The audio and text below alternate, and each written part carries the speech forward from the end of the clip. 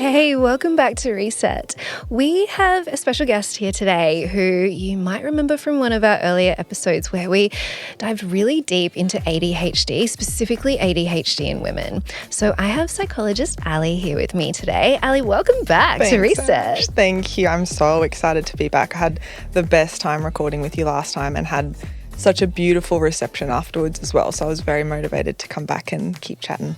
Oh, no, it's so great to have you back. And I found it fascinating how many women listened to the episode, and I'll link it in the show notes in case anyone missed it. But just saying, I felt so seen, so heard by that. And then the number of psychologists that messaged, I think both you and I, and said, thank you for this. I'm now using it as a resource with my clients. That's pretty special. It was, like, that particularly was really special. I think I'd hoped that it would resonate with people on an individual level, obviously, but then being a psychologist who uses podcasts as a platform to help people learn about different topics as a resource for them, that was so nice that I get to be the resource that they're sharing around. So I'm glad it was helpful across a bunch of different domains. Yeah, and today we're diving into a different topic, but one that is very relevant in my world, I'm sure in your world, and the clients you see and our friendship circles. But today we're going to be talking about navigating your 20s and 30s. And I know that in the past it was kind of like your 20s is this really confusing time, but I did some research in the lead up to this, and we are probably all familiar with this like invisible timeline that society has set for us of go to school, get a job, fall in love, buy a house, get married, have kids, and not to say that should be the path that anyone necessarily needs to take, but the average ages for those milestones now are all in your 30s. So I'm going to try baby brain. I'm going to try and remember these stats, but the average age for having your first child now is 31. The average age for buying your first house is 36. And the average age for getting married, even though marriage rates are declining in general, the average age for a female is 31 and for a male is 32. So I think it's really important that we're stretching this sort of conversation, not just for 20s, but 20s and 30s, because I think it's beautiful that our youth is extended and we're living longer so we can push back some of our life goals and milestones and stuff. But yeah, it's a really confusing 20 years. Absolutely, yes. And I really like that you pointed out how those timelines are stretching out, because I think it's really important in the context of where we expect ourselves to be versus where we are. And I don't know that people know that information that you've just said. Like, I think women don't really understand that those milestones are being pushed out for so many different reasons, which I can speak to as well. So it's nice just straight off the bat to hear that, yeah, the timeline that we used to work on where those things were happening earlier, that's not the case for the average person anymore. The more realistic is that, yeah, we're pushing well into our sort of mid-30s for those milestones. Yeah. And like, I have coffee each morning, or not every morning, but quite often next to a friend of mine. He's in his 70s, and we actually, so sweet. But he's also way cooler than I will ever be. Hi, Greg, if you're listening. But we were talking about this episode that we were going to be doing today, and he kind of pointed out that it can feel so pressured in your 20s and now your 30s to tick off all these milestones and to really have this goal and plan and like structure in your life. And he's like, but permission to change even in your 70s. And like, you're never too old to make new friends. You're never too old to move somewhere else, to completely throw your career up in the air and let it land somewhere that actually drives you. And so, yeah, let's just give ourselves a little bit of grace. Absolutely. And know that life is short, but it's also long. Yeah, absolutely. Bless Greg. That is such a beautiful sentiment, because it's so true. And I love that someone at that age and in that generation is able to speak to that, because to be honest, my initial thoughts in thinking about this timeline is that this isn't a new thing. This timeline expectation is a historical one that I think we've had for many, many generations. But the system, the society and the economy that we're living under now has changed. And so the expectations around that haven't necessarily, but the feasibility to do those things have. So for Greg and, our parents' generation, they did still have that same timeline and expectation of buy the house, and typically it was the man, have the career and, get the promotion and then have babies in your early 20s. That was pretty standard. But I think now we have those same expectations, but thankfully as women, we're also able to have the career and we're able to get the promotions and things like that. So we can do that. And yet we're still expecting ourselves to also then have the babies at a particular age. And we're expecting ourselves to buy houses that are completely out of most people's financial reach compared to, the older generations where the ratio of their income versus the cost of living was much, much smaller. So it's an interesting lens to look at where those expectations haven't really shifted. And in fact, there's maybe more pressure on women than there ever has been. And yet we haven't adjusted those expectations for ourselves. Yeah, and that's a big one, right? Like expectation versus our version of reality. And then, so that probably is a good question then. Like, how do you, as a psychologist, recommend that we step back away from this timeline that's kind of been brainwashed into us around like, these are the things you have to achieve by these certain ages, and work out like, well, A, do I even want those things? And B, if I do, what is my timeline? Like, how do I get there? Definitely. I think distinguishing between, is this something I feel pressured to do because of the expectation versus is this something that I want, is a really, really good question. And I guess that's a process that as an individual you can go down, where we think about what is the motive underneath this decision or this behavior. For example, if we're fighting really, really hard to get a certain career or get through a certain degree. We'll use that as an example. I want to be a doctor, and so I need to kind of get through this degree, and that's a very difficult one. If you find yourself, throughout that process, absolutely hating every single moment of it, and it's hard, don't get me wrong, so there's going to be times where it is just really difficult. It's not going to be easy along the way.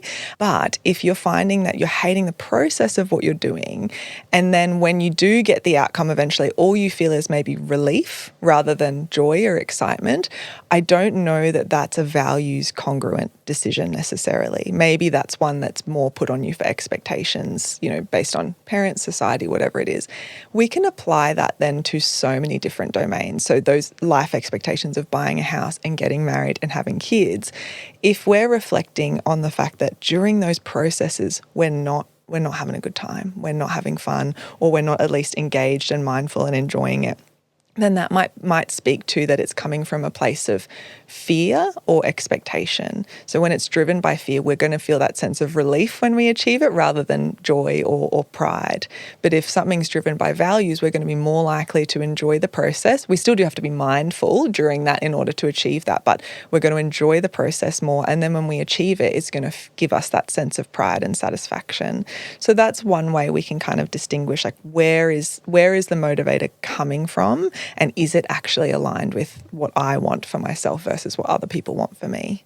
Which is easier said than done, right? Like, we have so many voices in our head and we're consuming so much content and information from all over the place. And I think it's kind of a rude shock as well. Like, when we're at school, it's so clear, like, everyone around you is moving from this grade to this exam. And then you do graduate school and maybe some people go to university and you've still got a bit of a traditional path. But then it's just like out into the big wide world. And it's like, yeah, in theory, you could do whatever, be whatever, move wherever you want. But that paradox of choice can be really stressful. Absolutely. And yet I think we still put ourselves in boxes. Yeah. I do think we do have all of this choice, and that is really stressful because we're not being guided necessarily to say, do this now, do this way. We do have all this freedom and choice, but then we also don't. We have these kind of invisible hurdles that we set for ourselves or that the world sets for us that we feel like if we're misaligned from, then we're not doing a good enough job or we've failed somehow. So that makes it really tricky. We have all the choice in the world, and yet if we do choose by pure freedom or pure values-driven decisions, then sometimes we can still feel like we've made the wrong choice. And I suppose that's tricky too. Like, I like the quote, you can have it all, but not all at once. Yes. And so how do you stop yourself from feeling like you're behind or falling behind when you're on a certain path, the people around you are on all these different paths, and comparison is very real. It's not healthy. But how do you stop yourself, or is there even a way of stopping yourself feeling like I'm behind, I'm not where I thought I should be, I'm not where my friends are, or I'm scrolling on social media and seeing, everyone's highlight reels? How do we give ourselves a little bit of a hug and be like, it's okay? Yes, definitely. I think the fact that you mentioned highlight reels is a really important factor here, because that's something that we haven't necessarily had exposure to before our generation, growing up with social media and being exposed to the best of people's lives all of the time, every single day, in an unlimited amount. It's interesting to see how much that's impacted how much we compare ourselves and our timelines to other people. There's a concept called upward comparison under social comparison theory, which is basically the sense of when we see someone who is achieving things that we want to achieve that we haven't quite done yet, or living in a way that we want to, that's an upward comparison. So we see them as, ahead of us in some way. And what we also know about upward comparison is that 9 times out of 10, that creates feelings of inadequacy and not feeling good enough, and that we're behind in some way. So that, if we relate that to then what it's like to scroll through your Instagram feed, that upward comparison is being activated minute by minute on a daily basis. So being really conscious of that, I think, is a good first step to know that, okay, this is a part of me that's kind of getting triggered just when I open my feed and I see people's highlight reels. The other thing to note, I guess, on the highlight reel topic is that I think people know conceptually that a highlight reel is a highlight reel. Yeah. You're not getting to see all of the grit and the difficulty and all of that. But also when we think about achievement as a concept, this can maybe sound a little bit demotivating, but we know that a lot of people's achievements are a product of luck and circumstance, and as well as a little bit of hard work, a little bit of opportunity too. And that's not to say that, what's the point, and stop trying, and if you've worked really hard for something you didn't deserve, that's not it at all. People who work really hard typically get what they deserve from that. But we can't pretend like being born into a particular family, being born in a particular country doesn't afford us opportunities that other people don't necessarily have. So if we think about that in the context of scrolling on your feed and you see another person standing in front of a sold sign in front of an apartment or a house, and it's like, cool, good for them, that's great. But, we actually don't know the circumstances of that. They could have very fortunately been helped out by their parents for the deposit or the price of the house, we don't know. They might have been gritting it out every single weekend, and you haven't seen them post any travel photos, or you haven't seen them post any expensive dinners because they've been saving up for the deposit. And so, that was the path they had to take. But the point is that you don't see any of that in the background. You just see the outcome. And we know that when we focus solely on the outcome, our likelihood of, 1, the enjoyment of that waning very quickly is very high. And 2, we then feel like we've got to reach the next thing, we've got to move to the next thing if the focus is only on the outcome.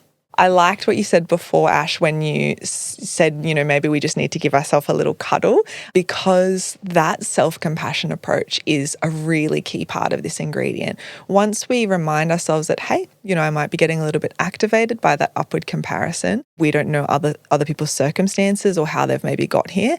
And I can kind of come back to running my own race and figuring out what my timeline is. And it's okay wherever I am to be able to recalibrate and assess, like, okay, this stings. This is hard for me to see other people where I want to be. But we can use upward comparison as a motivator and as a tool rather than as something that just makes us feel like we're not good enough. We can use it to go, I'm not where I want to be compared to this person. So how can I kind of show myself some kindness first and then try and move towards that path? Yeah, that's a great point. Like, how do we flip the narrative around these highlight reels and think about, okay, well, what is this showing me? Is it something I actually want, or do I just feel behind against society's timeline? Or, okay, if I'm getting triggered by everyone's travel photos or their house purchases, does that highlight to me that that's actually something that's of value and I should pivot my goals to make sure I can achieve it within whatever time frame makes sense? Exactly. I don't think it's inherently helpful to just say, oh, don't compare yourself to others and, do whatever you want and just ignore what they're doing and run your own race and that be the only message. It's like, yes, that all is true. That's all very valid. But also use it as an opportunity to curiously explore what are my values here, and if this is something I'm yearning for, is this coming from a healthy place or a fear-driven place? And, if it is a healthy place, how can I just start to turn the gears over and put a few steps in place to get me closer to that goal? For anyone that's listening and feels kind of stuck, and because I know during different transitions of different seasons of life, there's kind of, for me personally, I don't know if this is a common feeling, but there's kind of this discomfort where you're almost outgrowing that season of your life and you're ready for a new one, but maybe you don't know what that is yet. Is there a way that people can get unstuck basically and work out like, okay, well, for the past 5 years, I've been focusing on X. It's no longer serving me. I know I want something different, but I don't know what it is yet. How do you get out of that discomfort? Like for me, again, I've used that as a sign and it's like, okay, you've outgrown this. That's fine. That's normal. That's healthy. But sometimes it can take a little while to work out what's next. As a psychologist, if I was sitting on your couch like this, what first steps would you recommend that I take? Such a good question. I think the first response that comes to my mind is, why does there have to be something that's next? I think that is inherently showing that we have these expectations of ourselves that, like, in our early 20s, maybe we're like university Barbie, and then we're like career Barbie, and then we're like house Barbie and, relationship Barbie and all of those things. And I think it's about really like stepping right back from that and being like, what am I doing here? Why do I feel a sense of discomfort? Because I've maybe come out of a particular season or a particular focus in my life, whether it's career or something like that. And why is it uncomfortable that I don't have the next mountain to climb? Because I think that's speaking to something called the hedonistic treadmill, which is really this concept of like, when we are looking to achieve something, say it's buying a new car. I don't know if you've bought a new car before, Ash, like brand new, but it's a really nice feeling and it smells really good. Like it's got the new car smell and all the lights are really visceral and obvious. You're like, I'm a Volvo driver now, that I'm going to be a mum. So that, I can relate. We got one just end of last year. Exactly. And I'm like, is this my new mum rebrand? Yes. But this is me now. Yeah, this is me now. Exactly. So it's really obvious when you get that new thing, and it's super exciting to get something new like that. And it's something we've been thinking about and working up towards. It's going to be so nice when we've got CarPlay and all of those sorts of things. And then we get it. And what we know from the research is that after about 48 hours, the dip in our mindful enjoyment of this new thing just drops off the face of the earth. And so that hedonistic treadmill is that concept of, we very quickly habitualize or come back to kind of our homeostasis, our normal programming after receiving something new and exciting. But this is something that we can shift. We have to remember that it's not biologically or evolutionarily something that it comes naturally to us. We're kind of meant to do that. Our brains use that as a tool to just kind of, keep on the path forward to survival, but we don't have to worry about that so much anymore. So, but it is something we know that we can change. So one way that we can change that is by asking these questions of like, what am I doing here? What is the discomfort that I'm feeling about not having this new project or this new thing to work towards? And what would it be like if I connected to the things that I know I value, the things that I know I enjoy, and just tried to be really mindfully present in those sorts of things? So that might look like, if you're someone who really loves cooking, it might be really mindfully engaging in the process of cooking, of chopping up vegetables, of eating, without distractions and things like that, and just sort of simmering and marinating in, using cooking puns there, but marinating in those moments so that you can savor them and enjoy them more. And then what I think we find is that opportunities naturally can come up for us sometimes. We don't always have to be in the pursuit of them. And you might find that while you're living your life in this mindful way, that that natural progression into new phases or stages of life kind of just happen somewhere along the way. So I'm sorry that isn't I think sometimes people really want to chase like a clear, like you do this and this and this. Yeah. And it's kind of flipping that on its head and sort of saying maybe we don't need that kind of relationship with the stages of life. Yeah, it's so interesting. And you're right. I think when I reflect on myself and like my friends, we're always, what's next, what's next, what's next? And it's very rare to actually sit in a moment of gratitude and enjoy whatever level you've kind of just worked so hard to get to. Absolutely. Yeah. And I think I can relate to that really strongly too, because as a psych, if for any other psychs that are listening, you'll know that the process to get here is long and arduous. And they don't tell you that in the first couple of years of uni. They're like, oh yeah, 4 years, it's fine. Cut to 10 years later and all your training's kind of finally done to be a psychologist.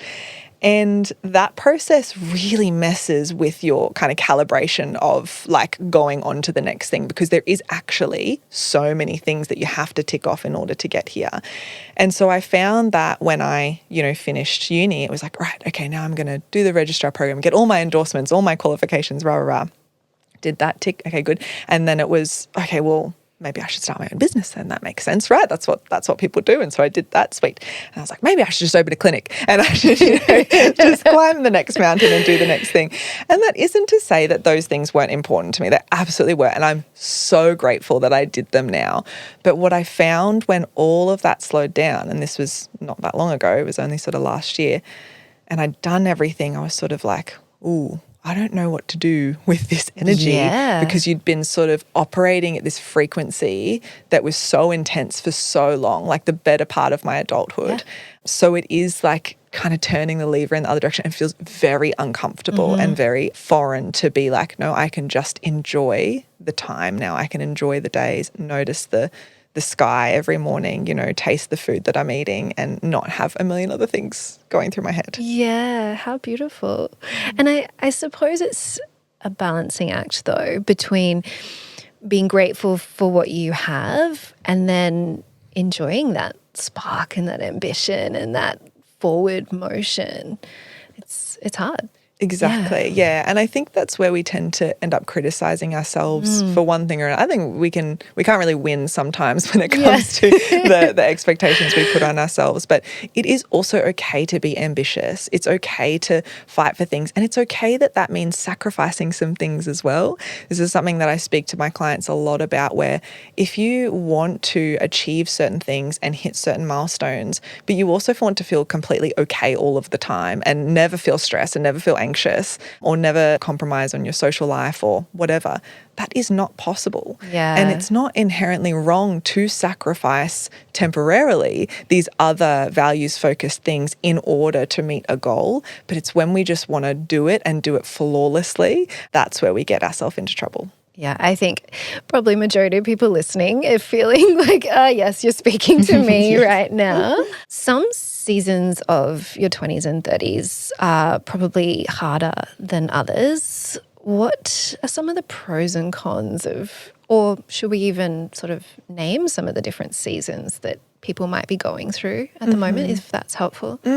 For sure. I think if we think about the decades that we're talking about, obviously post-school, we've got those early maybe uni days, or if you didn't go to uni, just kind of working, full-time for the first time. There's a lot of flexibility in some ways in those days. It's lovely, not having these huge numbers of responsibilities necessarily, not having so many people relying on you, freedom to maybe go out and party and those sorts of things. So that era is fun, and it's I think for a lot of people, this is certainly not the case for everyone, but for a subset of those people, it's defined by maybe some flexibility, which is nice.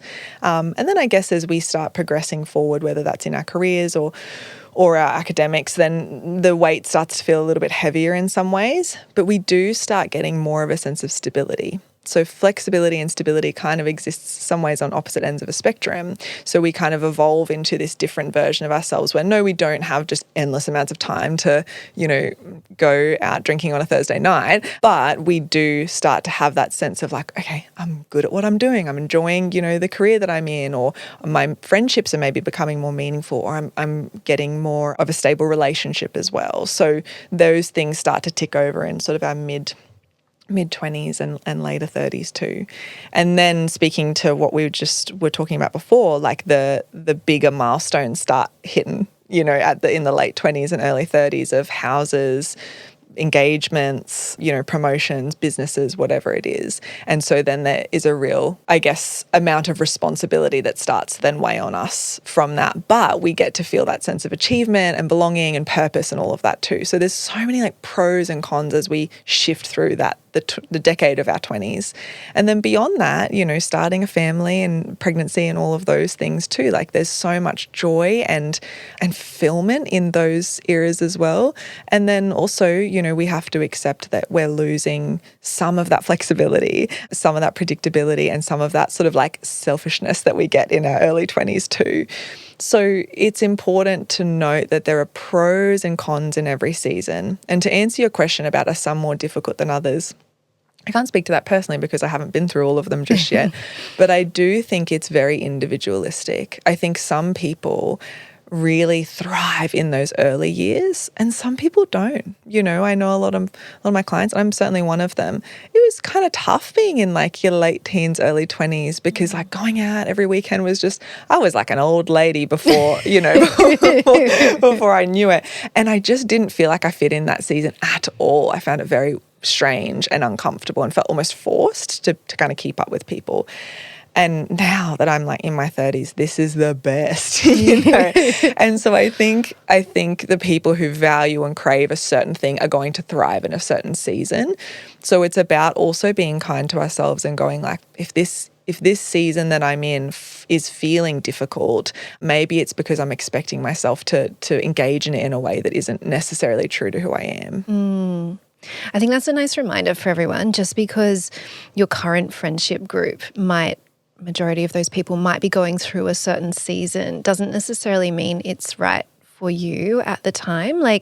And we kind of talked about those different seasons in a linear way, but there's nothing stopping you, like in your 30s, moving overseas for the first time. That's what we did. We were kind of on this traditional path where we bought a house and we were settling down. And I was like, you know what? I've got this itch that I need to fulfill. And then we moved to London and like spend years almost reliving our early 20s in terms of travel and party and socializing. And it's like, okay, we kind of have got to live that season a few different times. And like now it's babies later in our 30s. And yeah, I think giving yourself permission to be in a different season to your friends or to the people around you is a really nice gift as well. Exactly. Being brave enough to dive in. Yes, exactly. And I think I love that you guys found your own version of that timeline as well and you embraced it as it came, because something that can come up, I guess, is people can sometimes feel like they've missed the boat. Yeah. That we're getting into our 30s and it's like, oh, I did not have my party era. Like I kind of want to go back to that, or my traveling across South America era for like 6 months. And there's a weird kind of, well, maybe not weird, but there's this idea that, no, we can't go back there. We don't get to work backwards. And that, again, is flipping it on its head. It's like, why is that backwards? Yeah. That's not a back step at all. It's just embracing what you feel is important. So I think that kind of speaks to the trap that we fall into sometimes in the trap of nostalgia and thinking like, oh, I miss my late teens, early 20s. I miss that kind of season of my life because I had all this flexibility and I had all this freedom, and now I've got a job and like I have to be somewhere all the time, or I've got kids relying on me, or a mortgage, or whatever it is. And that's very valid and that's very fair to crave, a sense of freedom if we feel like we don't have it. But we find that we do this in every season in the sense of like, I remember, filling up my car with petrol when I was at uni, and I could only put $20 in because that's all I had at the time, and like I had to make my pay last. And I remember thinking, God, I can't wait until this is just not something I have to think about, till I can just fill up the car with fuel and tap my card and it's full all the way and I don't have to worry about it. And I'm very lucky and grateful to kind of be in that season now where like the financial pressure isn't as strong. But do you think that I feel grateful about filling up my tank of fuel, every single time it happens? Absolutely not. I don't even think of it, which is such a privileged thing to say. But it's remembering that when we look back in these moments, it's with rose-tinted glasses, and we don't remember the difficult parts of each season, and we also don't anticipate how difficult the next season will be for a number of reasons. So being really mindful and present and grateful for the parts of the current season that we're in is one way to kind of combat the trap of nostalgia that we put ourselves in. Yeah, there's what's that trending audio on social media, and it's like, hey, you're currently living in what younger you dreamed of or wished for or something like that. We often forget that younger us worked so freaking hard to achieve what we've got now. And then like the fuel example, we just take it for granted and we're like, what's next? Exactly. Constant hustle. Yeah. Yeah, exactly. And it's twofold. It is important to be kind to ourselves when we have those moments. Like, there are certainly days where I'm like, try and remember that you worked for 10 years to get this job because it's a hard day, or, and that can be a slippery slope to also then not having a more compassionate approach and remembering that it still can be hard. Even if it's something that you worked your ass off for, it can still be kind of difficult some days. Work is hard. We would rather be on holiday, all of those sorts of things. So but yes, it is also then twofold of like, okay, how can I engage in my everyday life in a mindful and grateful way to remember why I did this, and that it was something that I always wanted. And that's a real practice of finding, even on the worst days, even on the ones where you're just exhausted and you're like, why did I do this? There's going to be a glimmer in there somewhere. You just have to look hard to find it sometimes. Yeah. What advice do you have for people that might have, spent the 10 years building a career to get to where they are today, only to realize, it's what younger me wanted, it's not what I want now? And I know that there's so many people probably listening that think, well, I did spend 10 years to get here, I might as well just stay in this, forgetting that we're probably going to be working till we're, 65, 70. It's never too late to pivot and be like, yes, I did spend 10 years building the career that I have today. It's okay not to want that. And there's different ways of transitioning in and out of careers and things like that. But how do you get clear with yourself of, am I just burnt out and need a holiday, or do I actually want to restart my career, for example? That's such a good point that you said at the end there about the burnout piece too, because I know, and I feel like a lot of perfectionistic burnout prone people might relate to this. I know that when things are getting really tiresome and burnout is imminent, that's the thing I fantasize about. I'm like, I could just be a barista. Like, this would be so nice. Being a barista, I was a barista all through uni, and it's this idea, this fantasizing about something that, doesn't feel as heavy as the current work that I'm kind of doing as a psychologist. So that's a pretty good indicator that, okay, we need to slow things down and have some time off. As frustrating as it is, because it's the last thing you feel like doing when you're in that space, and we really can't justify it sometimes because we just have so much to do. But have a break and see how you feel on the other side of it. And that break might be a weekend. It could be a month. It could be 3 months. I like the term adult gap year as well. Yes. Like, I know a few people lately that are kind of, entering their 30s, and they're like, you know what? I'm going to take a year off. And they plan for it, they save for it, and then they just go and do, maybe they travel, maybe they do a little career break, whatever it is. But I think it's a really nice thing to do for yourself, to have that space to work out, well, am I actually really inspired about doing something else, or should I just need some chill time? Exactly. Adult gap year sounds delightful. Yeah. And it's just that expectation. Like, I think when people hold themselves so harshly, it's sort of like, well, I shouldn't have to do this. I shouldn't have to need breaks so often. But again, it's about remembering that if you're asking 100% of yourself every day, you will have to slow down at some point. You can change how much effort you give into the thing that you love, and that will make it more sustainable. But that's a compromise as well.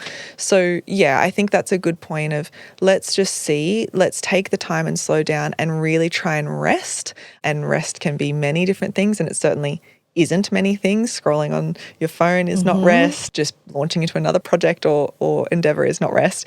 So really being mindful of that, and then having a very curious, non-judgmental assessment or reflection on, after this, do I feel like I want to go back to that, or is there a part of me yearning for something different, a sea change maybe? And I think I loved that going through university is that a big portion of my cohort through masters were people who were on their second careers. And so that was so inspiring to see these, especially mums coming through and they've got kids at home and they're doing the same thing. I'm like, I don't know how you're doing this. This is hard when it's just me. But what I loved hearing from them was that there was so much that they could use from their previous career, no matter what it was, that helped inform this next one for them. So I think it's important if you are considering like, gosh, I worked all this time and I got to this place and I don't want it. It's not a waste. You're not starting over just because you've got to start a new degree. You're going to take all of that stuff that you've learned and be able to apply it, even if it's a completely different career, because you learned more than just the skills for that specific job. Yeah, that's really beautiful. And I know there's a few examples in my life of friends' parents that have gone back to uni like that in their older age, but some are in their 50s and 60s. And you're thinking like, oh, well, they're only going to get to do that job for a little while. But if not now, when? Like, how cool that they have the chance to do that. I know one friend's mum, she went back and she studied specifically to be a French teacher. So she learnt French, she did teaching. She went and did student exchange as part of that, like so in her beautiful. 60s. And I'm like, how good. Yeah, that's nice stunning. Reminder that for anyone that's feeling like it's too late, my time is gone, I'm 28, whatever you might be, like it's okay. Like there's time. Exactly, Ash. Yeah, I love that idea. And also 10 years is still a long time, even if you if you do something from 50 to 60, you know, that's still a good chunk of your working life. And so it actually inspires you. Like, how beautiful. Exactly. How beautiful. Yeah. Oh. For anyone listening that kind of feels like they're behind and they've got this sort of FOMO happening, like, what advice do you have for them? I think reflecting on some of the points we spoke about of where is this feeling coming from? What is the source of this I'm not enough or I'm not doing things as expected? Getting a really good sense of that is going to help guide you on whether or not this is a fear-driven or a values-driven decision to change the season. So that would be my first recommendation there. And then again, kind of speaking to what would it be like if we just stripped away the expectations or that idea that you are feeling stuck and just tried to be in every moment that you're existing in, you know, on a day-to-day basis. Trial that for a little while and see what happens to that feeling of like, I'm not on the right timeline.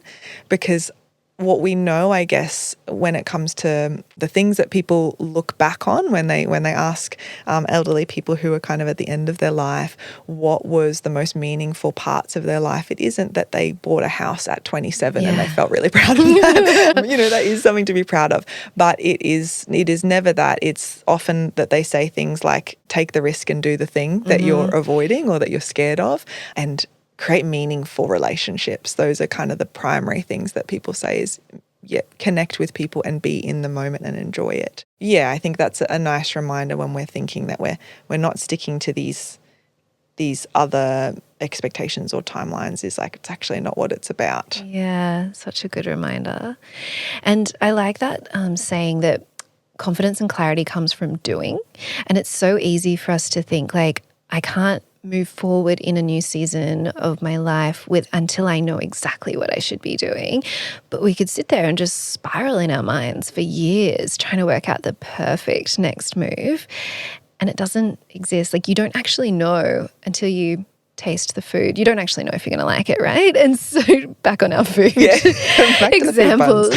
But yeah, I think just like, you don't have to completely quit your job, move countries, change your whole life, but just like dipping your toe in the water in different directions can be a really nice way to be like, oh, yeah, I'm getting warmer, I'm getting closer. Oh, I thought this would bring me joy and I actually really hate it. pivot, move. Exactly. And I think the uncertainty is a strength as well when we're thinking about what do I do next and I don't feel totally confident about it or I feel really uncertain. That is quite paralyzing for most of us. We love certainty and predictability around things. But if you were to make a decision and you're like, no, I know I've got everything sorted out. I don't need to worry about a thing. In my experience, those people do have things to worry about sometimes, because what that creates is quite a closed mindset towards like growth and adaptation and like learning as you go. Whereas when we feel unsure and uncertain and we've got a little bit of that imposter syndrome kind of going on, we find that that imposter syndrome does mean that we're more likely to be open and reflective about how we can improve in certain areas. So if you feel that way, you're on the right path. Yeah, what a nice reminder. And permission to be a beginner again, I think is so liberating. And knowing that if you are thinking of completely changing careers, moving cities, whatever, you are going to be green. You're going to be new and fresh. And how do you just have fun with that? And it means you can take risks and you can fail safely without feeling like your whole job and reputation is completely gone because, of course, you're new. Exactly. We don't grow in the comfort zone whatsoever. So that's such a good point, that you are going to learn the most when you're messing things up and when things feel icky and difficult. And it might highlight that, oh, maybe I've only ever done things that I'm good at. If I find this really difficult or I find it really uncomfortable, maybe I've avoided things that push me in a different direction. And so that, again, can be a nice reflection piece of like, why, if this feels difficult, why? I think we're so quick to sort of just want to get away from the discomfort or want to fix the discomfort rather than using it as a form of information, as a form of communication from your body to say, okay, we can look at this more curiously and figure out the why behind it. Yeah. I sometimes say to friends, I'm like, oh gosh, this is all great content for your TED Talk. Like no one wants the, I tried this, it was perfect straight away, the end. Like how boring. Yeah. It's also just not relatable. Not at all. No. You're like, okay. Yeah, exactly. I think people feel more heard and understood and connected to those stories of like the path was not linear and we took all, like your story, I think that's about, going and traveling in a different season or a different, expected timeline. I think people will really connect with that and it kind of gives them permission to go like, oh, that little niggling thing that I've had where I'm like, I just don't feel like I've done enough of that traveling yet, but I'm supposed to be saving for a house. It's like, well, like, why? Why is that the case? Yeah, it's so true. So if you're in a different season to your friends, what are some practical ways that you can kind of approach that without resenting your friends? Like if you're really striving to buy the house and your friend's got it, and you're still 2 years away, or you're really hustling with your career and a friend's just landed a dream job. Like you're happy for your friend, but it also highlights like, hang on, we might have started from the same point. And how come they're so much further ahead than me? What are some practical tips around how do you navigate that? For sure. I think it comes back to what I said earlier around remembering that we actually don't know the background context. You started at the same point, but what happened in between? And maybe you had the exact same life and the exact same trajectory. That's very unlikely though. But even if that was the case, it's okay. For whatever reason, your path looked and diverted in a different way. So I think practically one thing that I'd say is, I harp on about this a lot, but practicing gratitude daily about the smallest moments that you can imagine, because there's always something, there's always a glimmer in the day, no matter how bad the day is, and being really intentional about it as well. It's not sort of that, when people say practice gratitude, it's just like, okay, I'm grateful for like my friends and my family and things like that. And those things, we do. Should we be writing it down as like, what's like, give us how do we do it properly? The best way to do gratitude is the one you're most likely to do, is basically. So for me personally, I find right before I start seeing my clients, that just happens to be the time of the day where it makes the most sense for me. I have my journal. It's always sitting on my desk. So there's a visual reminder of like, do that thing. It's really simple things. Like I think the other day it was literally that I had a really tasty burrito bowl, and that was the thing I was grateful for that day, because it was so delicious and they put so much filling in it. And then other days it's like, wow, I'm so grateful for the work that I got to do and the brave people that sat on the couch in front of me, and like how amazing that they've chosen me for that path for them. So it doesn't matter how deep or how, small this thing is. Writing it down is a nice way to consolidate it. I think a lot of people find usefulness in that, but you find it in the time that you have. If you're a busy parent who's driving around all day and genuinely doesn't get a second to themselves to write something down, do it in the car. Do it while you're brushing your teeth. Pair some sort of activity with that moment of like, yes, this is the time where I'm supposed to be mindful. Something that my beautiful sister does with her 3 kiddos at dinner time is all right, we go around and everyone says something that went well for them today. Aww. And it's just this automatic practice now that they get really excited to talk about one of the best parts of their days. So there are ways to incorporate it that don't look as conventional as I sit down and I journal about it. Yeah, that's beautiful. That's reminding me, when I was in my early 20s and living in a share house in Sydney, we wanted to kind of shift the energy in the house a little bit. And there was 4 of us girls living there, and early 20s, like we're talking about now, we were all going through different seasons, different challenges. And so we bought this board to put at the front door, and we had Post-it notes there, and it was our gratitude board. And every day we had to come home and write something on the Post-it note and put it on the board. And then whenever we'd have friends over, they would add to it. And it really just started to train our brains to look for the good. And then, it could be as small as, you know what, I got to the train station right on time for my train. Yes. Like I didn't have to wait those 4 minutes or something in Yes. Sydney.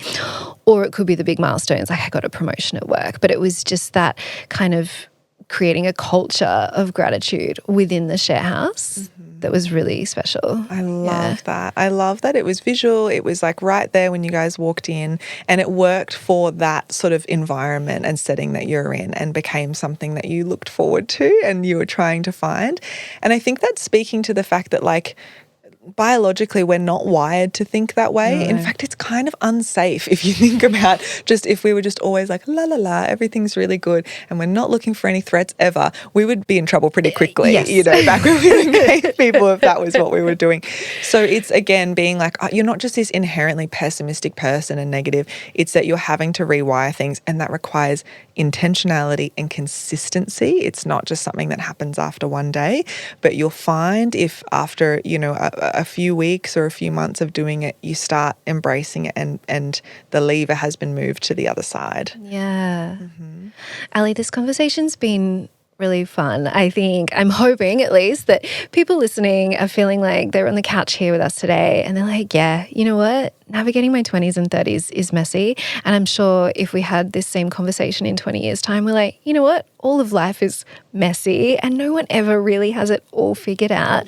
But how nice to give yourself, like we were talking about at the start, like that permission to change as you grow through life and not stick to this like timeline that no one's written down anywhere, but it's kind of brainwashed into us of certain things at certain ages, and like, let's just have some freedom and fun with it. But is there anything you want to leave our listeners with today? Any final pieces of advice or words or? Yeah, for sure. Yeah. I think if this is something you're wanting to explore more deeply, like if some of this has resonated with you and you're thinking, yeah, but like, how can I prompt myself or reflect on how to sort of navigate these seasons, or accepting the season I'm in, or embracing the new one, or whatever it is, then maybe reflecting on a few questions. One could be thinking about what are the strengths and the freedoms of the season that I'm in. How am I able to embrace it for the things that are positive and the things that are going well as reflecting on the challenges. It's not about this kind of toxic positivity all the time of saying like everything is great and I, can ignore all of the hard things that I'm facing. So reflecting on those challenges and giving ourselves compassion and giving ourselves grace for how difficult some parts of that season are. And then maybe also thinking about what am I learning from them and how have the challenges of this season helped me grow into the person that I am. So I think that could be a good start. The other last thing that I would recommend is if you are finding that you're longing or you're having that nostalgia trap come up where you're thinking like, I wish I felt this thing, or I wish I could go do this thing. Think about the feasibility, genuinely think about the feasibility of embracing that in whatever season that you're in right now. Because I think we're so quick to go, oh, I just couldn't. And next minute you see these families that buy a bus and they take their kids and they travel across North America, and it's so cool. And that's not possible for everyone, I understand.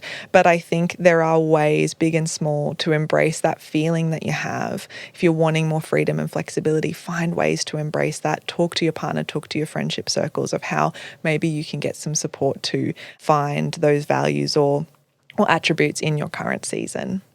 Beautiful. Thank you so much. And if the people listening have enjoyed this today, I think it's a great opportunity to share it with some friends. Share the episode and then catch up for lunch or a beach walk or something and just debrief on the different seasons that you're in and how to celebrate that. And it's okay to be in different seasons to the people around you. You can learn from it, you can grow from it. And I think we should probably do another episode one day soon about how to make friends that are in your current season and navigating all of that, because that's a whole nother ball game in your adult life that no one really warned us about. But yeah, Ali, that sounds great. Thank you so much for joining me in the studio today. Thanks, Ash.